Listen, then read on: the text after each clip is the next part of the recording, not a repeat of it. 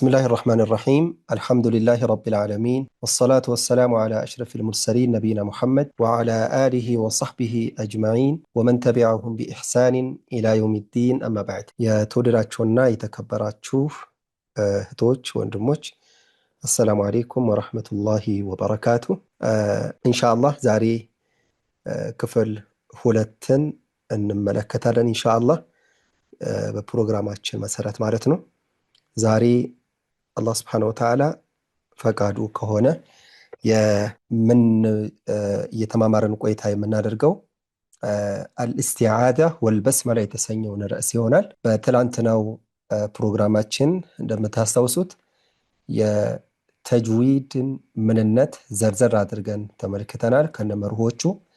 ከዛም ባለፈ اللحن ወይም ስህተት ኸጣ የምንለው የስህተት አይነት ምን እንደሆኑ ስህተት በስንት እንደሚከፈልና የትኛው ስህተት ከበድ ያለ የትኛው ስህተት ደግሞ ቀለል ያለ እንደውም ደግሞ ሁሉንም ስህተቶች መራቅ እንዳለብን በተመለከተ እነዚህን የተማማርን አሳልፈናል በትላንትናው ፕሮግራማችን። ከዛም በሶስተኛ ደረጃ ያየነው ርዕስ ስለ ሱርዓቱል ቂራአ የንባብ ፍጥነት ደረጃዎችን የተመለከትነው። ኢንሻአላህ ያለፋችሁና ዛሬ የተከታተላችሁ ያላችሁ ወይም ዛሬ የገባችሁ ተማሪዎች ኢንሻአላህ በትላንትናው ዕለት የተማርነው ተቀርጾ ስለተቀመጠ በዛ ኢንሻአላህ ገብታችሁ እንድትከታተሉ ታስታውሳለሁ። እንደውም በትላንትናው ዕለትም ታخራችሁ የገባችሁ ቆየት ብላችሁ ተመዝግባችሁም ዛሬ ጀምራችሁ ካላችሁም እንደዚሁ ከመጀመሪያው ክፍል ጀምሮ የተከታተላችሁ እንድትሄዱ ላስታውሳችሁ ፈልጋለሁ። ያው የተደራረበ ሲመጣ ብዙ ስለሚያሰለችና እናንተም ይበልጥ እንድትዘናጉ ስለሚያደርግ በየቀኑ ያደመጣችሁና ትምህርቱን እየሸመደዳችሁ እንድትሄዱ ቅድሚያ ላስታውሳችሁ ኢንሻአላህ። በዛሬው ፕሮግራማችን በኢዝኒላህ የቀን 2 ፕሮግራማችን ስለ አልኢስቲዓዛቱ ወልበስመላ ነው። ስለ ኢስቲዓዛና ስለ በስመላ የምንማር ይሆናል በዛሬው ክፍል። አልኢስቲዓዛ ወልበስመላ የምንጀምረው ማሁል ኢስቲዓዛ ከሚለው ነው። ይሄ እንደ መግቢያ የሚቆጠር ነው። ምክንያቱም ቁርአን ንባብ በጀመርን ጊዜ የምንጠቀማቸው የምናነባቸው ከለተለት የቂራአት ሁኔታዎቻችን ጋር አብረው ያሉ የማይለያዩ የሆኑ በመሆናቸው እንደ መግቢያ የሚቆጠሩ ናቸው የሚያዙ ናቸው። ስለዚህ ስለ ኢስቲዓዛና ስለ በስመላ የተወሰነ ማሉማት መረጃ ይዘን ብናለፍ የበለጠ ጥሩ ስለሆነ የተጅዊድ መጽሐፍቶችም ድርሳናትም እነዚህኑ ጠቅሶ የሚያልፍ በመሆኑ እኛም ኢንሻአላህ እነዚህን ርዕሶች እንጀምራለን ማለት ነው በኢዝኒላህ። በቅድሚያ የምናነሳው ማሁል ኢስቲዓዛ የሚለው ነው። ኢስቲዓዛ ምን ማለት ነው? ከዛም ቀጥለን ስለ በስመላ እንቀጥላለን ኢንሻአላህ። ኢስቲዓዛ ማለት በአረበኛ ቋንቋ እንግዲህ ከዚህ በፊት ባለው ክፍል እንደተነጋገርነው አንድን ቃል ትርጓሜውን ስንመለከት በሁለት መንገድ ነው የምናየው ወይም በሁለት ሳይድ ነው እንትናቸውን ትርጉሙን የምንመለከተው። አንደኛ የቋንቋ ምሁራኖች ያስቀመጡት ትርጓሜ አለ። ሁለተኛው ደግሞ የዑለማኡል ቁርአን ያስቀመጡት የሆነ ትርጓሜ አለ። ስለዚህ ከዚህ በፊት ወይም በትላንትናው ክፍል እንዳስታወስኳችሁ የቋንቋ ምሁራኖች ያስቀመጡት ትርጓሜ ስንል ወይም ደግሞ በቋንቋ ደረጃ የዛ ቃል ትርጓሜ መፍቱህ ነው። መጠቀም ላለብን ነገር ሁሉ እንገለገልበት እንጠቀምበት እንችላለን። ወደ ዑለማኡል ቁርአን ወደ ተጅዊድ ምሁራኖች ጋር ስናመጣው ደግሞ ምን ይሆናል? ወደ እየተገደበ ይመጣል። ወደ አንድ ነገር እየተገደበ ይመጣል ማለት ነው። ስለዚህ ቋንቋዊ ትርጓሜ ሲባል ቋንቋዊ ፍቹን ብቻ ነው የሚያስቀምጠው። የተጅዊድ ምሁራኖች የዑለማኡል ቁርአን ሲባል ደግሞ እንደዚሁ የተገደበ የሆነ በእነሱ ይህንን ቃል የተጠቀሙት ምንን አስመልክቶ እንደሆነ የሚገልጹበትን ነው የምናገኘው ማለት ነው። طيب ወደ ኢስቲዓዛ የሚለው የአረበኛ ትርጓሜው ፍቹ መጠበቅ ማለት ነው። ወይንም ጥበቃን መፈለግ እንደማለት ነው። አልእስቲዓዳ ባጭሩ ሲገለጽ ነው استعاذ ተጠበቀ እንላለን። አልእስቲዓዳ መጠበቅ ማለት ነው። ይሄ ቋንቋዊ ትርጓሜው ነው። በየትኛውም መግባት ባለበት ሁሉ ሊገባና ልንጠቀመው የምንችል የሆነ ቃል ነው። ወደ ዑለማኡል ቁርአን ትርጓሜ ወይም ፍች ስንመጣ ደግሞ እስቲዓዛ ማለት ከአላህ ስብሓነሁ ወተዓላ እዝነት ከተባረረውና እርጉም ከሆነው ሰይጣን በአላህ መጠበቅ ወይንም አላህን ጥበቃ መፈለግ ማለት ነው። ስለዚህ እዚህ ቦታ ላይ መጠበቅ የሚለው ትርጓሜው ሆኖ ወደ ዑለማኡል ቁርአን ይህ ጥበቃ ቁርአንን በሚያነብ ጊዜ ከአላህ ስብሓነሁ ወተዓላ እዝነት እና ርህራሄ ከተባረረው ሰይጣን መጠበቅን ነው የተፈለገው ማለት ነው። ስለዚህ ጥበቃን መፈለግ ስንል ቋንቋዊ ትርጓሜው በሆነ ነገር ላይ የተገደበ አልነበረም። ወደ ተጅዊድ ምሁራኖች ስናመጣው ግን ወይም ወደ ዑለማኡል ቁርአን ስናመጣው ግን ምን ሆነ? ከአላህ ስብሓነሁ ወተዓላ እዝነት ከተባረረው እና እርጉም ከሆነው ሰይጣን አላህ ስብሓነሁ ወተዓላን ጠብቀኝ ማለት ወይም ጥበቃን መፈለግ ወደሚለው ምን ይሆናል? ያጥራል ማለት ነው። ስለዚህ በአንድ ነገር ላይ ብቻ ምን ይሆናል? የሚያጠነጥን ሆኖ እናገኘዋለን። ስለዚህ ይሄ ከአላህ ስብሓነሁ ወተዓላ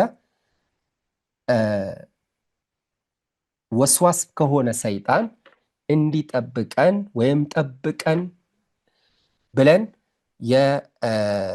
የምንጀምርበት ወይም ደግሞ ጥበቃን የምንፈልግበት የሆነ ቃል ነው እስቲዓዛ። እስቲዓዛ ባጭሩ እንትን ሲል ነው እንጂ እስቲዓዛ ማለት አዑዙ ቢላሂ ሚነ ሸይጣን ረጂም የሚለውን አረፍተ ነገር እንዲሁም ሌሎችም በዚሁ ጋራ አላህ ሱብሓነሁ ወተዓላ የምንጠበቅባቸው የሆኑ ሲጎች አሉ።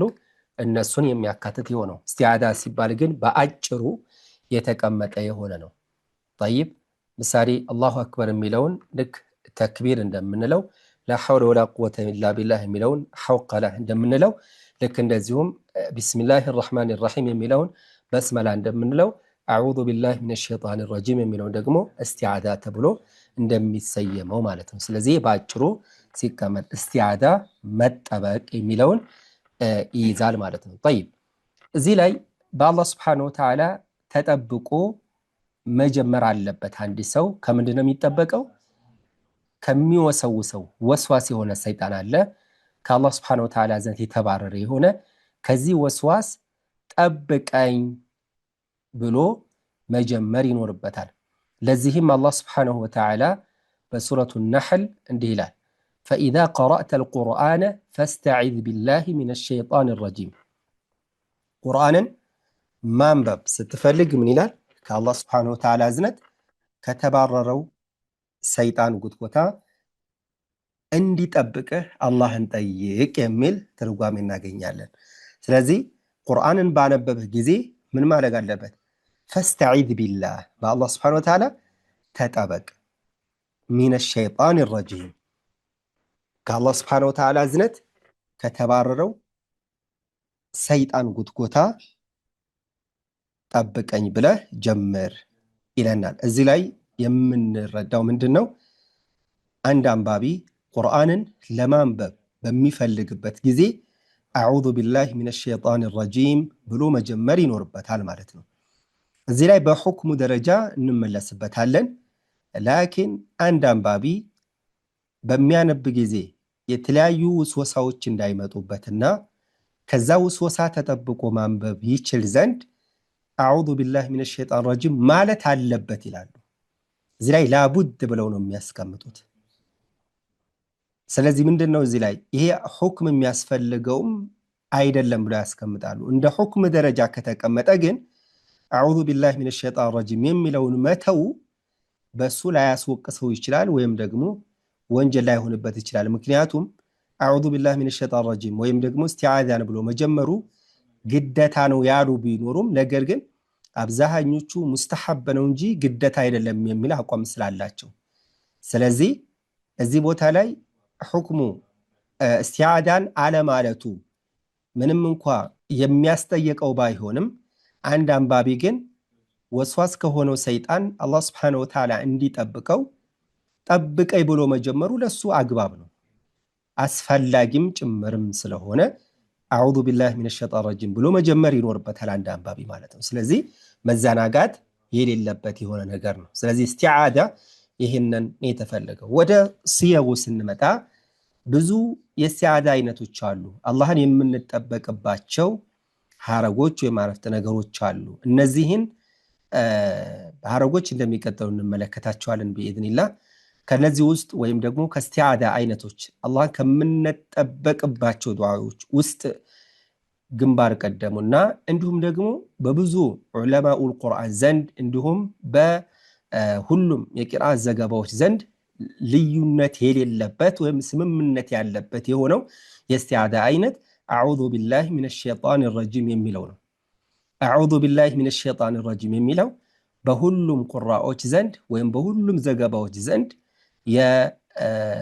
የሚገኝ የሆነና ይህ የእስቲዓዳ አይነት የሚወደድ እንዲሁም ደግሞ በሁሉም የቂራአ ቁራዎች የሚከተሉት የሆነ የእስቲዓዳ አይነት ነው ስለዚህ ልዩነት የሌለበት የሆነ ነው صحيح የሆነ የእስቲዓዳ አይነት ነው ስለዚህ አዑዙ ቢላሂ ሚነሽ ሸይጣን ረጂም የሚለው ብዙዎቹ የሚስማሙበት የሆነ የእስቲዓዳ አይነት ሆኖ እናገኘዋለን ግን ይህ ብቻ አይደለም እስቲዓዳ አይነት ይግድ አሁን ለምሳሌ አንድ አንባቢ አዑዙ ቢላሂ ሚነሽ ሸይጣን ረጂም የሚለውን እኛ እናቀዋለን ምንም የሚጠፋን ነገር አይደለም ላኪን ከዚህ የእስቲዓዳ አይነት ለየት ባለ መንገድ ምሳሌ በሌላ መንገድ ቢያነብ አዑዙ ቢላሂ ሰሚል ዓሊም ሚነሽ ሸይጣን ረጂም ብሎ ቢያነብ ይህም አንዱ የእስቲዓዳ አይነት መሆኑን መረዳት ማወቅ ይኖርብናል በርከት ያሉ የእስቲዓዳ አይነቶች አሉ صحيح የሆኑ እነዚህንም የእስቲዓዳ አይነቶች ኢብኑል ጀዘሪ ረህመቱላሂ ዐለይሂ النشر في قراءة 10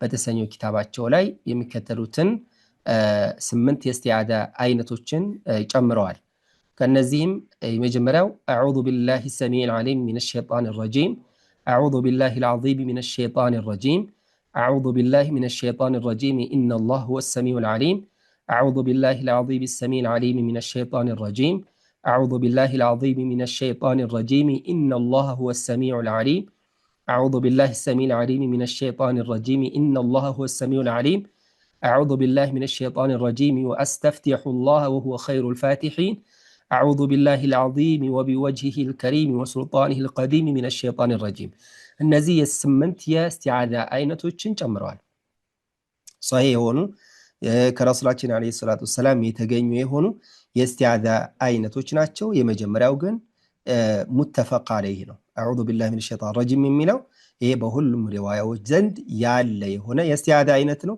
ከዛ በተጨማሪም እነኚህ ስምንቱ የእስቲዓዳ አይነቶች صحيحና ትክክል ናቸው ብለው ያስቀመጧቸው የእስቲዓዳ አይነቶች ጭምር ናቸው ስለዚህ ብዙ አይነት የእስቲዓዳ አይነቶች አሉ በእነዚህ የእስቲዓዳ አይነቶች ብሎ መጀመር አላህ Subhanahu Wa Ta'ala ጠብቀይ ብሎ ከመጀመር ጋራ የሚሄድ ወይም ደግሞ ትክክል የሆነው ነው ብለን እንይዛለን ማለት ነው ስለዚህ ብዙ የእስቲዓዳ አይነቶች መኖራቸውን ይሄንን እንረዳለን ማለት ነው ሌላው እስቲዓዳ ድምጽን ከፍና ዝቅ ተደርጎ የሚቀራባቸው ሁኔታዎች አሉ በቅድሚያ አዑዙ ቢላሂ ሚነሽ ሸይጣን ረጂም የሚለው ከቁርአን አለመሆኑ በሁሉም ዑለማዎች ዘንድ ልዩነት የለበትም ከቁርአን አለመሆኑ ስለዚህ ይሄ በሐዲስ የመጣ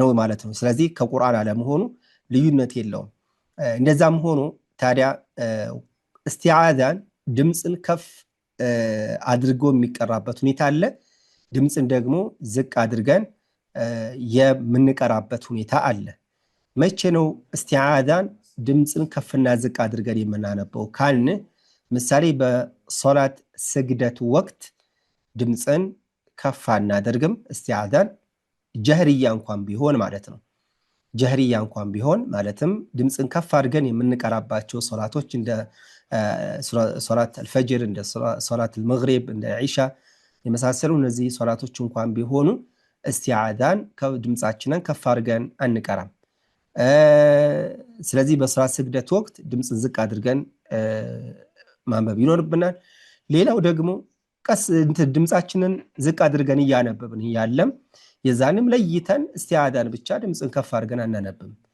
ድምጽ ዝቅ አድርገን እያነበብን እስካለ ድረስ በዛው የድምጽ ሁኔታ እስቲዓዛን አንብበን ነው ዝቅ አድርገን አንብበን ነው የምንጀምረው። ስለዚህ ድምጽን ዝቅ የምናደርገው በእነዚህ ሁኔታዎች ነው። አማ እስቲዓዛን ስናነብ ድምጽን ከፍ የምናደርግባቸው ሁኔታዎች አሉ። ከነዚህም ውስጥ ምሳሌ ድምጽ ማን ነው እስቲዓዛ ድምጽ ዝቅ ተደርጎ የሚነበብ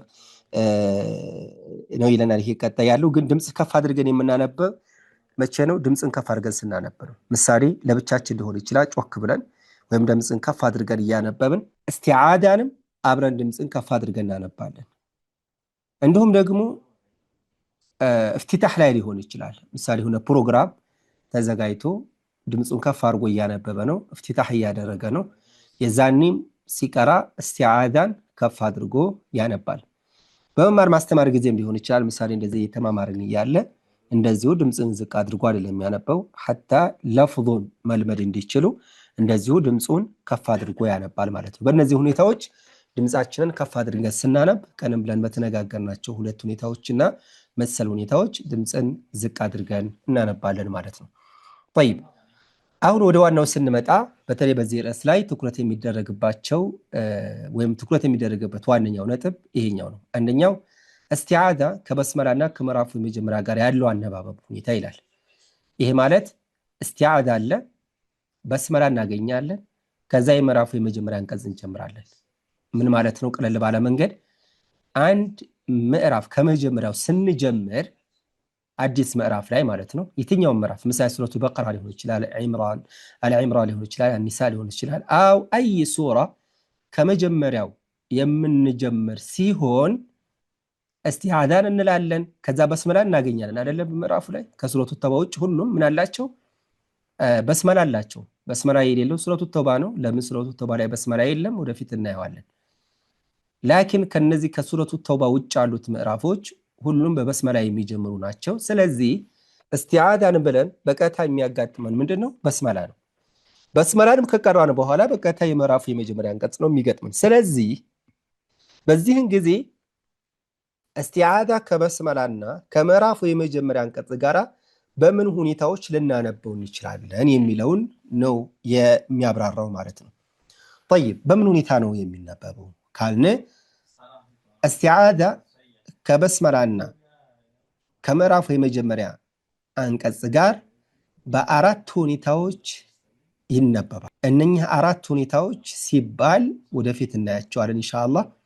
በየትኛውም ሁኔታ ማንበብ ይፈቀዳል ለማለት ተፈልጎ ነው። ግን ምን ምን ናቸው የሚሉትን በዝርዝር እንመለከታቸው። ይሄ ከሱረቱ ተውባ ውጭ ነው። በጠቅላላ ቁርአኑ ስንት ምዕራፎች ይገኛሉ? 114 ምዕራፎች ናቸው ያሉት አይደል? ከነዚህ 114 ምዕራፎች ውስጥ ሱረቱ ተውባ በበስመላ የሚጀምር አይደለም። ስለዚህ ከ114 ውስጥ አንዱ ሲቀነስ 113 ይቀራል። 113ቱን ምዕራፎች ስንጀምር እስቲዓዛ ብለን በስመላ ብለን ከዛ የምዕራፉን የመጀመሪያ አንቀጽ ስናገናኝ ወይም ደግሞ ስናነብ በምን ሁኔታ እንደሆነ የሚያስረዳ የሆነ ክፍል ነው። አንደኛው ሁሉንም በመቁረጥ ነው። ቀጥዑል ጀሚዕ ይሉታል። ሁሉንም በመቁረጥ ይነበባል። ምን ማለት ነው? ሁሉንም መቁረጥ ሲባል እስቲዓዛን ከበስመላ ጋራ በስመላን ከምዕራፉ የመጀመሪያ አንቀጽ ጋራ ለያይተን ነጣጥለን እናነባለን ማለት ነው። አዑዙ ቢላሂ ሚነ ሸይጣኒ ረጂም እናነባለን፣ እንተነፍሳለን። ቢስሚላሂ ረሕማኒ ረሒም አሁንም እንተነፍሳለን። ከዛም የምዕራፉን የመጀመሪያ አንቀጽ ምሳሌ እዚህ ላይ ሱረቱ ሸርሕ የተቀመጠው አለም ነሽረሕ ለከ ሰድረክ እናነባለን። አሁንም እንድናደርግን ነው የሚባለው። ሁሉንም ቆርጠን ያነበብነው፣ ለያይተን ነጣጥለን ያነበብነው። ስለዚህ ስናነበው አዑዙ ቢላሂ ሚነ ሸይጣኒ ረጂም ቢስሚላሂ ረሕማኒ ረሒም አለም ነሽረሕ ለከ ሰድረክ እያቸው አይደል? አሁን ሶስቱን ምን አድርጋቸዋለሁ? ነጣጥየን ያነበብኩት። በእነዚህ በሶስቱም አይነት ሁኔታ ማንበብ የተፈቀደ ነው። ማለትም በሶስት ለያይቱ ማንበብ አንደኛው የንባብ ሁኔታ ነው፣ ሁሉንም መቁረጥ። ይህም የሚፈቀድ ብቻም ሳይሆን የሚወደድም ነው። ስለዚህ ለያይቶ ነጣጥሎ ማንበቡ የሚወደድ የሆነ ነው። ሁሉንም መቁረጥ ይለዋል ወይም ደግሞ ቀጥዑል ጀሚዕ ብሎ ያስቀምጠዋል። ሁለተኛው የዚሁ ተቃራኒ ነው። ወስሉል ጀሚዕ ይሉታል። ሁሉንም ማያያዝ። ምን ማለት ነው? ሁሉንም ማያያዝ ሲባል እስቲዓዳን ከበስመላ ጋራ፣ በስመላን ከምዕራፉ የመጀመሪያ አንቀጽ ጋራ በአንድ ትንፋሽ መቅራት ማለት ነው። የመጀመሪያው ሶስቱንም ለያይተን ነበር ያነበብነው። እስቲዓዳን ከበስመላ ጋራ አላያያዝንም። እስቲዓዳን ለብቻው፣ በስመላን ለብቻው፣ የምዕራፉን የመጀመሪያ አንቀጽ ለብቻው ነው ያነበብነው። ወደ ሁለተኛው ስንመጣ ደግሞ ሶስቱንም አያይዘናቸዋል። እስቲዓዳን ከበስመላ ጋራ፣ በስመላን ከምዕራፉ የመጀመሪያ አንቀጽ ጋራ። ስለዚህ ይሄ ምን ይባላል? ወስሉል ጀሚዕ፣ ሁሉንም ማያያዝ ማለት ነው። ይሄ አነባበብ ብዙ ጊዜ ቸኮል ብለን ወይም ፈጠን ብለን ስናነብ ነው። የንባብ ፍጥነት ደረጃዎችን አይተን የለ ፈጠን ብለን በሐድር ስናነብ ወይም ደግሞ ፈጠን ቸኮል ብለን ስናነብ ያኒ ሁሉንም አያይዘን እናነባዋለን። ለምን? ፈጠን ስለምንል በአንድ ትንፋሽ ለመቅራት እንችላለን። ግን ዝግ ብሎ እያነበበ በዛ ዝግታው ሶስቱንም በአንድ ትንፋሽ አነባለሁ ቢል ይቋረጥበታል፣ አይችልም። ስለዚህ ምንድነው? ፈጠን ብሎ በሚያነብ ጊዜ የሚጠቀመው የንባብ ሁኔታ ነው። አነባበው ምሳሌ ፈጠን ብዬ ሳነብ እንዴት ነው? አዑዙ ቢላሂ ሚነሽ ሸይጣኒ ረጂም ቢስሚላሂ ረሕማኒ ረሒም አለም ነሽረሕ ለከ ሰድረክ። አሁን አያይዤዋለሁ ሶስቱንም። እስቲዓዳን ከበስመላ ጋራ፣ በስመላን የመጀመሪያው ወይም የምዕራፉ የመጀመሪያ አንቀጽ ጋራ። ይሄ ሁለተኛው አነባበብ ነው። ሁለተኛውም የሚፈቀድ የሆነ ነው። ሶስተኛው የመጀመሪያውን ከሁለተኛው ጋር እናያይዝና ከዛ ሶስተኛውን ለብቻ እናነባዋለን፣ ነጥለን እናነባዋለን። ምን ማለት ነው ይሄ? እስቲዓዳን ከበስመላ ጋራ በአንድ ትንፋሽ ካያያዝን በኋላ ከዛ የምዕራፉን የመጀመሪያ አንቀጽ ደግሞ ለብቻ ማንበብም እንችላለን። ምሳሌ አዑዙ ቢላሂ ሚነሽ ሸይጣኒ ረጂም ቢስሚላሂ ረሕማኒ ረሒም። አሁን እስቲዓዳን ከበስመላ ጋር ነው ያያያዝኩት። ከዛስ አለም ነሽረሕ ለከ ሰድረክ፣ የምዕራፉን የመጀመሪያ አንቀጽ ደግሞ ለብቻ አንብቤዋለሁ። በዚህም ይፈቀዳል። እስቲዓዳን ከበስመላ ጋር አያይዘን በማቆም የምዕራፉን የመጀመሪያ አንቀጽ ደግሞ ነጥለን ብናነበው ይህም የተፈቀደ የሆነ ነው። አራተኛው የመጀመሪያውን ነጥለን እናነብና በስመላን ከምዕራፉ የመጀመሪያ አንቀጽ ጋር ደግሞ እናያይዘዋለን፣ በአንድ ትንፋሽ እናነባዋለን። ምን ማለት ነው? ይህም አዑዙ ቢላሂ ሚነሽ ሸይጣኒ ረጂም። ይህንን እስቲዓዳን ለብቻ ነጠልኩት። ከዛስ ቢስሚላሂ ረሕማኒ ረሒም አለም ነሽረሕ ለከ ሰድረክ። አሁንም በስመላን ከምዕራፉ የመጀመሪያ አንቀጽ ጋር አያይዤዋለሁ። ስለዚህ የእስቲዓዳን ለብቻ አንብቤ ነጥዬ አንብቤ ከዛ በስመላን ከምዕራፉ የመጀመሪያ አንቀጽ ጋር ሳያይዘው ምን ይሆናል ማለት ነው? ይሄም አራተኛው የሚፈቀድበት የንባብ አይነት ነው። ስለዚህ ከዚህ ሁኔታው የሚወጣ አለ የለም። እነዚህ አራቱም ሁኔታዎች ይፈቀዳሉ ሲባል አንድ አንባቢ በየትኛውም በመረጠው አይነት አነባበብ ማንበብ ይፈቀድለታል ማለት ነው። እያቸው አይደለ? ስለዚህ ከዚህ ውጭ ሌላ የለውም። አስለን አራት ናቸው። እነዚህ አራቱም ሁኔታዎች አሉ። ከነዚህ ከአራቱ የወጣው ከአራቱ ሌላ የለም። ስለዚህ በእነዚህ በአራቱም በሁሉም ማንበብ ይፈቀዳል ማለት ነው። ጠይብ ላኪን የሚወደደው የትኛው ነው ካላችሁ የመጀመሪያው ነው። ሁሉንም መቁረጥ ነጣጥለን ማንበቡ የተመረጠ የሆነ ነው። ላኪን ሌሎችንም በሌሎችም አነባበቦች ማንበብም የተፈቀደ የሆነ መሆኑን መረዳት ይኖርብናል ማለት ነው። ጠይብ እዚህ ላይ ኹላሳ እንመልከትና ጠቅለል አድርገን ያየናቸው እስቲዓዳ ማንኛውም ቁርአንን ማንበብ ሊጀምር ሲል አዑዙ ቢላሂ ሚነሽ ሸይጣኒ ረጂም ብሎ ማንበብ ወይም እስቲዓዳን ብሎ ማንበብ እንዳለበት መረዳት ይኖርብናል። እንዲሁም ደግሞ አንድ ይሄ የምንይዘው አንድ ነገር አለ እዚህ ላይ ምንድነው? አንድ አንባቢ ምሳሌ ቁርአን እየቀራ ወይም ቁርአን እያነበበ ባለበት እሱ ከሱ ቁጥጥር ውጭ በሆነ መንገድ ቢያቋርጥ ቂራአቱን እስቲዓዳን ማለት አይጠበቅበትም። ነገር ግን ከቁርአን ጋር ተያያዥ ወይም ከቁርአን ጋር ተያያዥነት በሌላቸው ነገሮች ላይ ቢዚ ከሆነ ግን እስቲዓዳን ብሎ እንደ አዲስ መጀመር ይኖርበታል። ምን ማለት ነው ይሄ? ከሱ ቁጥጥር ውጭ ሲባል እያነበበ ያለ ቢያስነጥሰው ቢያስለው ወይም ደግሞ ልክ እየቀራ እያለ ያንን አያ ትርጉሙን ለማወቅ ብሎ ተፍሲሩን ወይም ትርጉሙን ቢመለከትና ቢያቋርጥ እስቲዓዛን መድገም አይጠበቅበትም። በጠቅላላ ከቁርአን ጋር ተያያዥነት ባለው ነገር ወይንም ከሱ ቁጥጥር ውጭ በሆነ ሁኔታ ንባቡን ቢያቋርጥ እስቲዓዛን ብለህ መጀመር አለብህ አይባልም። የጊዜው ቆይታው ግን ረጅም መሆን እንደሌለበት እዚህ ላይ ያስረዳሉ። ነገር ግን እዚህ ላይ እያነበበ እያለ መጣና እንዴት ሰላም አለይኩም አለይኩም ሰላም ሰላምታ መቀረበት መለሰ። ንባቡ ተቋርጧል። መመለስ አለበት አይደለ? ተቋርጧል። አው ደግሞ እያነበበ እያለ ሞባይል ይጠራበታል፣ ያነሳል። አው ደግሞ ሜሴጅ ይመልሳል። ያኔ ብዙ ፈተናዎች አሉ።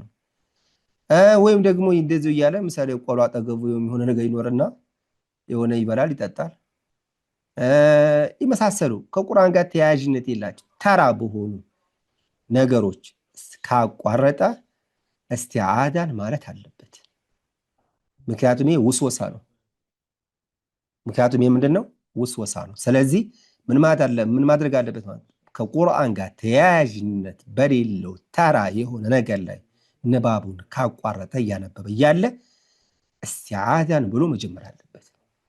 ምክንያቱም ይሄ ውስወሳ ነው። አላህ ሱብሓነሁ ወተዓላን ከዚህ ጉትጎታ ጠብቀኝ ብሎ ዳድስ መጀመር ይኖርበታል። ዋዳ ያ ጀማ ይህንን መያዝ ያስፈልጋል ማለት ነው። ስለዚህ ይህንን እንረዳለን። ከዛ ባለፈ ከላይ ያየናቸው የእስቲዓዛ ከበስመላ እና ከምዕራፉ የመጀመሪያ አንቀጽ ጋር ያለውን አነባበብ ነው ማለት ነው። طيب ወደ ሁለተኛው ርዕስ ስንመጣ አልበስመላ ነው። ما هو البسملة? በስመላ የሚለው ቃሉ በስመለ ከሚለው አላፊ ግስ የተወሰደ ነው። ይሄውም ቢስሚላሂ الرحمن الرحيم ማለት ነው። ያቻለ በስመለ ሲባል አይ ቢስሚላሂ الرحمن الرحيم አለ ማለት ነው። طيب ስለዚህ ቢስሚላሂ الرحمن الرحيم ለመግለጽ በስመላ ተብሎ ይገለጻል ማለት ነው። ስለዚህ በስመላ ከተባለ ቢስሚላሂ الرحمن الرحيم መሆኑን ማወቅ ይኖርበታል ማለት ነው። طيب ስለዚህ ስለ በስመላ ነው የምንማማረው ማለት ነው። ስለዚህ በስመላ በአጭሩ ሲገለጽ መሆኑን ማወቅ ይኖርብናል። ትርጉሙ ምንድነው ካልን ትርጉሙ በአላህ ስም እጅግ በጣም ሩህሩህ እጅግ በጣም አዛኝ በሆነው ይሄ አጠር ያለው ትርጓሜ ነው። እጀምራለሁ ማለት ነው። ምክንያቱም ንባቡን ነው የሚጀምረው። ስለዚህ በአላህ ስም እጅግ በጣም ሩህሩህ እጅግ በጣም አዛኝ በሆነው እጀምራለሁ ብሎ ቂራአቱን ይጀምራል ማለት ነው። እዚህ ላይ የበስመላን አጠር ያለች ትርጉምና ማብራሪያን እንደሚከተለው እንመለከተዋለን። በስመላ ማለት የሚለው ሲገልጽ በስመላ ማለት በአላህ Subhanahu Wa Ta'ala በመታገዝና ስሙን በማውሳት ረድኤት በመፈለግ በአላህ ስም ቁርአንን ማንበብ ጀምራለሁ ማለት ነው ይላሉ። طيب በስመላ የሚለው ወይም ቢስሚላሂ الرحمن الرحيم ማለት በአላህ Subhanahu Wa Ta'ala በመታገዝና ስሙን በማውሳት ረድኤት በመፈለግ በአላህ ስም ቁርአንን ማንበብ ጀምራለሁ ማለት ነው። ቢስሚላሂ الرحمن الرحيم በሚለው ሐረግ ላይ ከአላህ Subhanahu Wa Ta'ala ውብ ስሞች መካከል ሶስቱን አካቶ ይዟል። እነማን ናቸው እነዚህ ሶስት ውብ ስሞች ካልን አንደኛው አላህ የሚለው ነው። ሁለተኛው አርራህማን ነው። ሶስተኛው አርራሂም ነው። ልብ በሉ ቢስሚላሂ الرحمن الرحيم በሚለው ሐረግ ውስጥ እነኚህ ሶስት የአላህ Subhanahu Wa Ta'ala ውብ ስሞች ተካተው እናገኛለን። አላህ የሚለው ትርጓሜ አጠር ተደርጎ ሲገለጽ በእውነት ተመላኪ የሆነ ማለት ነው። በውሸትማ ብዙ ተመላኪዎች አሉ።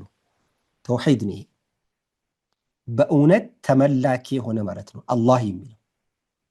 ለአላህ ብቻ የሆነ ደግሞ ልዩ መጠሪያ ማንኛውም ሰውም ሆነ ጉዝ ሊጠራበት የሚችል አይደለም ኢላ አላህ Subhanahu Wa Ta'ala በስተቀር።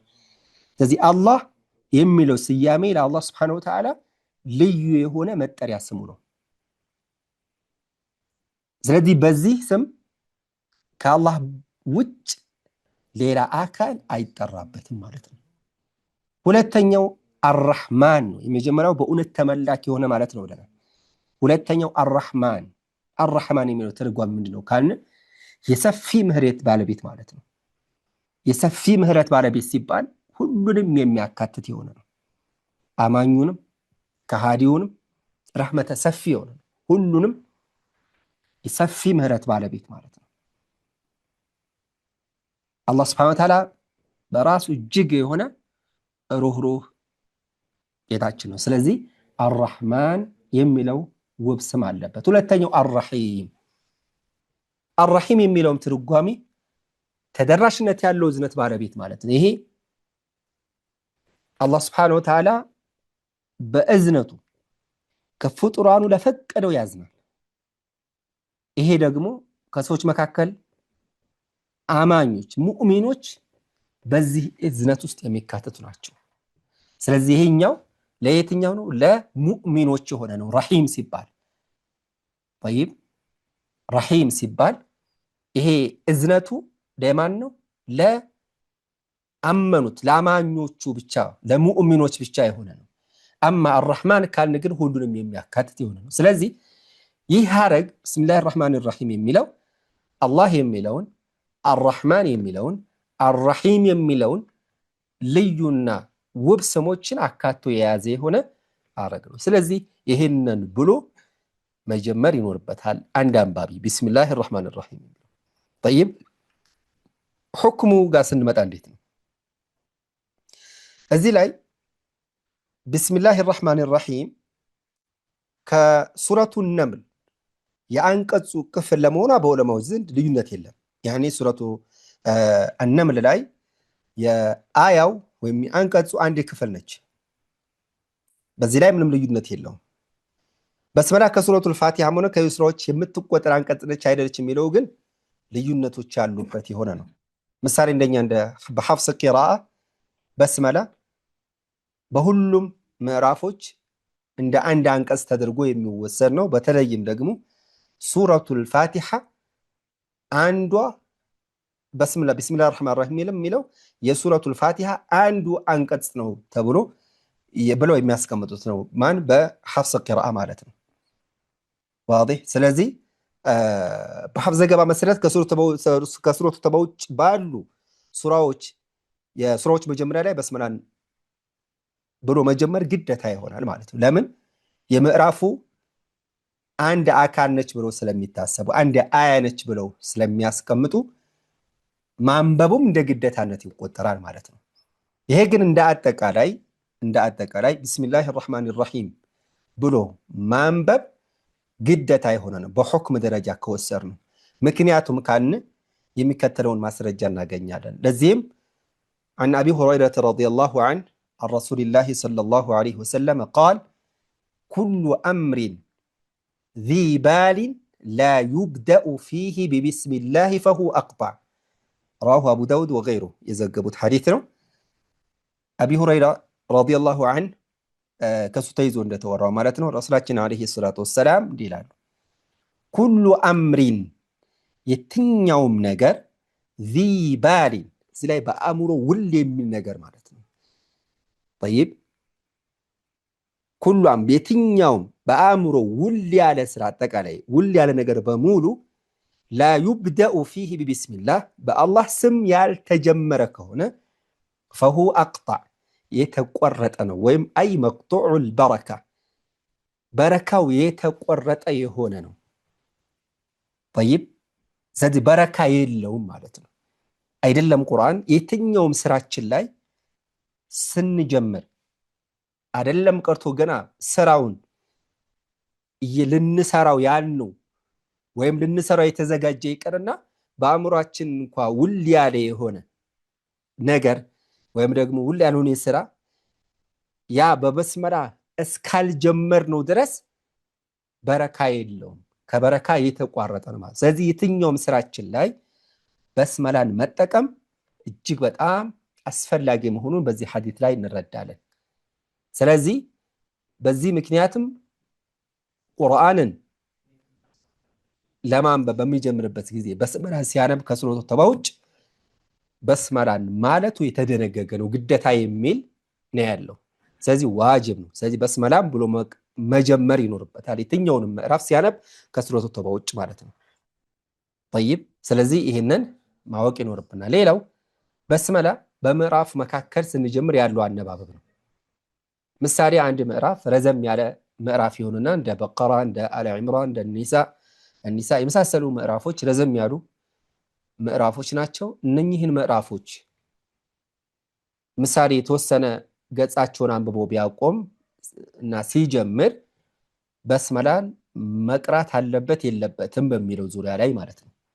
እዚህ ላይ በምዕራፉ መካከል ከሆነ የአንባቢው ምርጫ የታከለበት የሆነ ነው። ምን ማለት ነው? ያዕኒ አንድ አንባቢ ከፈለገ እዛ ቦታ ላይ እስቲዓዛን ብሎ በስመላንም ብሎ ሊጀምር ይችላል። አው ደግሞ እስቲዓዛን ብቻ ብሎ በእስቲዓዛ ተብቃቅቶ አያውን ሊቀጥል ይችላል። ችግር የለውም። ግዴታ የተባለው መጀመሪያ ላይ ስለሆነ ማለት ነው። طيب ነገር ግን እንደሚያነሳበት አንቀጽ ቢሄድ ደግሞ ሞር የተሻለ የሆነ ነው።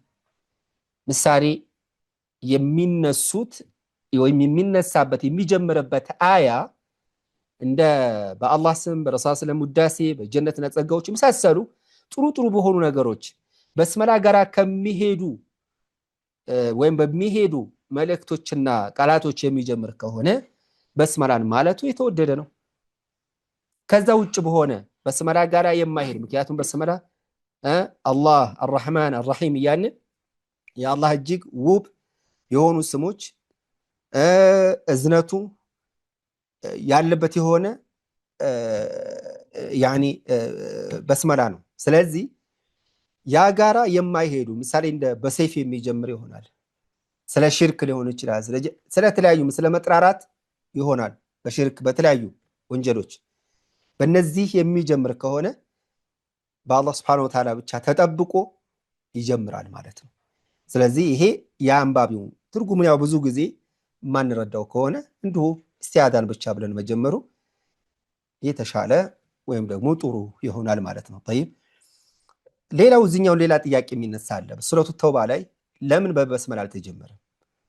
ሱረቱ ተውባ እንደሚታወቀው ከ114 ምዕራፎች ውስጥ አንዱ ነው። 113 ምዕራፎች ሁሉም በበስመላ የሚጀምሩ ናቸው ከሱረቱ ተውባ ውጭ። ሱረቱ ተውባ ግን በበስመላ አይጀምርም። ለምንድን ነው የሚለው ጥያቄ የብዙዎች ጥያቄ ነው። እዚህ ላይ ዑለማኡል ቁርአን የተለያዩ ምላሾችን ያስቀምጣሉ። ከነዚህም ውስጥ መሽሁር የሆነውና ብዙዎቹ የሚገልጹት የሆነው ሱረቱ ተውባ በሰይፍ የሚጀምር ምዕራፍ ነው ይላል። በማስፈራራት ከአጋሮች ለመጥራራት የምትጀምር ምዕራፍ ነች። በስመላ ደግሞ እንደምታውቁት ቀደም ብለን እንዳየነው በአላህ ስም አርረሕማን አላህ አርረሒም የሚሉ ስምና ባህሪው ያለው ነው የምናገኘው በስመላ። እሱ ጋር የሚሄድ አይደለም። ኢዘን ያ ምዕራፍ በምንድነው ማለት ነው? በበስመላ አይጀምርም። በእነዚህ ምክንያቶች ላይ ያስቀምጣሉ። ስለዚህ ሊአነሃ ነዘለት ቢሰይፍ ይላሉ። በሰይፍ የወረደች ስለሆነች ነው ይላሉ። ስለ አጋሮች ስለመጠራራት ማስፈራሪያ መሳሰሉ በእነዚህ አስፈራሪ ቢሆኑ ወይም ደግሞ በስመላ ጋራ በማይሄዱ ነገሮች የጀመረች ወይም የምትጀምር ስኖች በስመላ ተብሎ አይቀራም ብለው ያስቀምጣሉ። ይህ አንደኛው ምክንያት ነው። ሌላኛው ምክንያት ግን ሱረቱ ተውባ የሱረቱል አንፋል መቋጫ ስለሆነች ነው የሚሉም አሉ። ያ ማለት ምንድነው? ሱረቱል አንፋል አለ አይደል?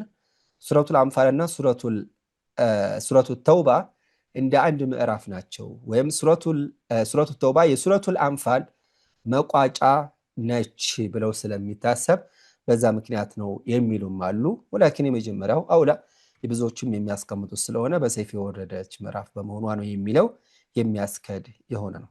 طيب ይሄን ካየን በቀጥታ የምናልፈው ስለ አቀራሩ ነው። በዚህ ምዕራፍ ላይ በዋነኛነት ትኩረት የምናደርገው አንዱም ይሄም ስለሆነ ከሱረቱ ተውባ ውጭ በስመላ በሁለት ሱራዎች መካከል ያለውን አቀራር የሚያሳይ ነው። እንደምታውቁት እስቲዓዛ ከበስመላ ጋራ እንዲሁም ከምዕራፉ የመጀመሪያ አንቀጽ ጋራ ያለውን አነባበብ ዘርዘር አድርገን ተመልክተው ነበር። አሁን ደግሞ በስመላ በሁለት ምዕራፍ መካከል ያለውን አቀራር ነው የሚያስተምረው። ሱረቱ ተውባን ሳይጨምር ማለት ነው በሌሎቹ ምዕራፎች። ያ ምን ማለት ነው? ይሄ ማለት ምሳሌ አጠር ባሉ ምዕራፎች ልንገራችሁ። ምሳሌ ሱረቱ ናስ ቀርቶ ማነው ሱረቱል ፈለቅ ቀርቶ ሱረቱ ናስ ጋር ቢሄድ በሁለቱ መካከል ሱረቱል ፈለቅን ጨርሶ ወደ ሱረቱ ናስ ሲሸጋገር በስመላ ያገኘዋል። ስለዚህ ሱረቱል ፈለቅን ጨርሶ ወደ ሱረቱ ናስ ሲሸጋገር በስመላን ያገኛል። ይህች በስመላ በእነዚህ በፈለቅና በናስ መካከል ያለች ናት በስመላ አይደለ? ስለዚህ በስመላ በሁለቱ ምዕራፎች መካከል ስትመጣ በስንት ሁኔታዎች መቅራት ይፈቀዳል የሚለውን የሚያሳየው። ይህም በምሳሌ ሲሆን የበለጠ ግልጽ ይሆንላቸዋል። አንደኛ ሁሉንም በመቁረጥ ምን ማለት ነው? ነጣጥሎ ማንበብ። ይሄ ማለት የምንጨርሰውን ምዕራፍ ምሳሌ ሱረቱል ፈለቅ ከሆነ እያነበብን ያለ ነው። እዚህ ላይ የተቀመጠው ሱረቱል ማዑንና ሱረቱል ከውሰር ነው። ምሳሌ ሱረቱል ማዑንን እየቀራን የመጨረሻው ምዕራፍ ላይ ደረስን። ወየምነዑነል ማዑን ብለን አቆምን። የመጨረሻው ምዕራፍ ስለሆነ ተነፈስን፣ አቆምን። ከዛስ ቢስሚላሂ ራሕማኒ ራሒም፣ ምክንያቱም ቀጣይ ያለው ምዕራፍ ልንጀምር ስለሆነ አሁንም በስም ላናነበብን አቆምን። ከዛም ኢና አዕጠይናከል ከውሰር፣ አሁን ደግሞ የምዕራፉን የመጀመሪያ አንቀጽ ለብቻ ነበብኩኝ። አሁን አንድ ምዕራፍ ጨርሰን እናቆምና ከዛ በስመላንም አንብበን እናቆምና ከዛ ደግሞ የአዲሱን የምዕራፉን የመጀመሪያ አንቀጽ ለብቻ እናነባለን እንደማለት ነው። ዋضح يا جماعه። ይሄ ነው ሁሉንም መቁረጥ ወይም ቀጥዑል ጀሚዕ የሚባለው ማለት ነው። ሁለተኛ ወስሉል ጀሚዕ፣ ሁሉንም ማያያዝ። ምን ማለት ነው? ሁሉንም ማያያዝ ሲባል የምንጨርሰው ምዕራፍ የመጨረሻውን አንቀጽ ከበስመላ ጋር እናያይዘውና በስመላንም ከአዲሱ ምዕራፍ የመጀመሪያ አንቀጽ ጋር እናያይዘዋለን። ብዙ ጊዜ የዚህ አይነት አነባበብ ወይም ይህ አነባበብ ፈጠን ብለን በምናነብ ጊዜ የሚወደድ የሆነ ነው። ይሄውም ምሳሌ ሱረቱል ማዑንና በሱረቱል ከውሰር ነው አሁንም የምንመለከተው።